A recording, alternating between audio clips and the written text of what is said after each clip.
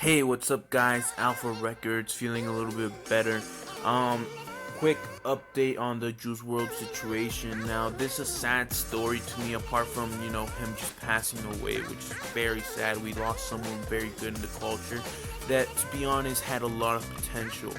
I wouldn't call him necessarily a lyricist, but in terms of musicality, his music was above a lot of other people's. He wasn't really just in there for the clout.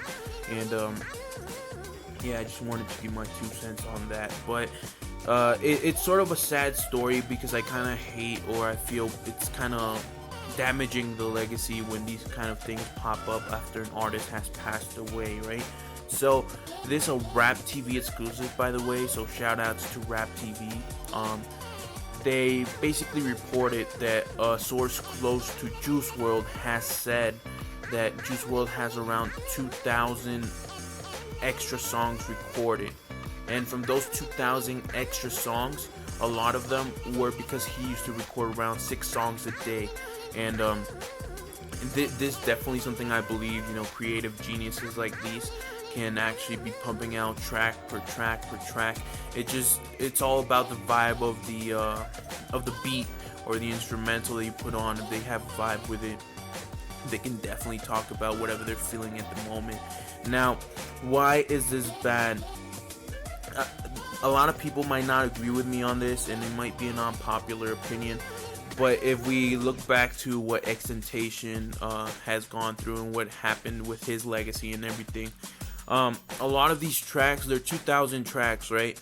A lot of these tracks are throwaway tracks, probably, or they're probably tracks that the artist maybe didn't like. He maybe thought it was good at the moment, and when he listened back after, he said, nah, it's not up to par to what I think is greatness. It's not up to par to what I think are my standards as an artist, right? And when an artist passes away, there's two things, right? If you look at it from the label side, the label thinks, let's make money off his legacy. And if you look at it from the love of hip hop or love of music side, the people that were around him, his producers, his executives, maybe they look at it like, let's make his legacy live on. But this is where it's kind of, where I kind of don't agree with it. One, I completely agree that the legacy should live on. Why? Because we never know how great he could have been if he had been alive by then, right? But I don't agree with it at the same time because I feel it's damaging the legacy, actually. Those are tracks that he didn't like. Those are tracks that he didn't want out in the public. And if you guys edit them and you put them out and you put a bunch of features that you don't even know if he would even like to have worked with those artists, it is just kind of damaging. It's kind of like not caring about what his opinion was, whether you do it for a good reason or a bad reason, which would be money. At the end of the day, it's up to the artist's opinion if he wanted to work with certain people or if he even wanted those songs out. And when it comes to XXXTentacion, like, if I'm going to compare the situation, I understand it completely. Like, I've heard a lot of those albums. I heard Skins, I heard Bad Vibes Forever, and to be honest, there's a lot of tracks on there that had a lot of potential, and a lot of tracks that did sound great, that sounded amazing. There's this one on Bad Vibes Forever, I think it's the intro track or the second track on the album, where he kind of just sings over guitar melodies, and that's amazing. But at the same time, maybe those were tracks he didn't want out. Another thing is that they could be tracks that they're reserving for a certain other moment. Maybe the artist thought, hey, it's not good releasing it now, but perhaps in the future I can release it. It just doesn't fit with the vibe of my album right now, but it might fit with an album in the future. You don't know what the artist is going through, right?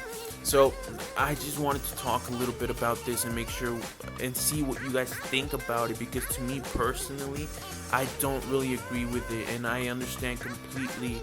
Like I mentioned, like, there's a lot of creativity. I'm not saying he has bad tracks, but the artist didn't want those tracks out for a reason, So, I mean, if they do it, they have to do it good. They have to skim through all the tracks and find the greatness, find the great ones that will leave a big legacy and a big impact in the game from there on. like, if you guys think about it, it can also be reminding of the situation with Drake and that Michael Jackson track that he had on his previous album. A lot of people were criticizing him for it. They were saying, things like, how do you even know Michael Jackson wanted that track out? And, it's like you never know what the artist's intention with that track was. Perhaps it was just a personal track that he wanted to keep, so it's just really a complicated situation, and hopefully his legacy lives on, but they do it in the correct way, and that it's not just a poorly executed album just so you can push something out as soon as possible, which to me personally also happened with X passing. When he passed away, they started pushing out the second album, his first posthumous album, like, as soon as possible. They have people working on that, and then a year later they put out this album. I think they should just take their time with it and make sure that it's all calculated and that it's respectful to the legacy of the artist. That's basically it.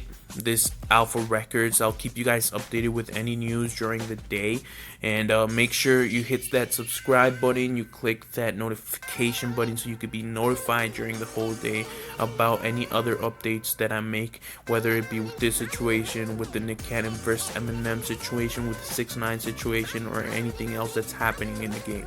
Thanks, have an excellent day, and take care.